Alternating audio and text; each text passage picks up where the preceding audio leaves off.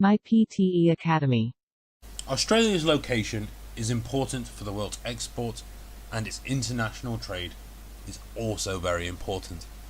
Since Australia has a large territory with vast, uninhabitable areas, all towns are scattered around.